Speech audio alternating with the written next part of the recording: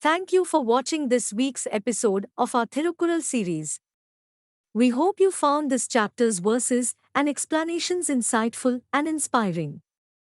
Thirukkural is a timeless work of literature that continues to offer valuable lessons and wisdom to people of all ages and backgrounds. Thirukkural, a literary masterpiece from Tamil Nadu, has been revered for centuries for its insightful teachings on life and spirituality. This video will explore a profound verse emphasizing the importance of surrendering oneself to the divine. Except for those who surrender at the feet of the one, for whom there is no simile, it is tough to cure the mental ruse. This verse from Thirukkural highlights the significance of surrendering oneself to a higher power to attain mental peace and liberation from suffering.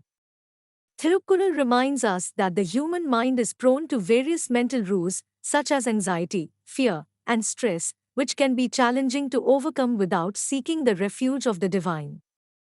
The verse except for those who surrender at the feet of the one, for whom there is no simile, it is tough to cure the mental ruse encourages us to turn to the divine for solace and guidance in times of distress.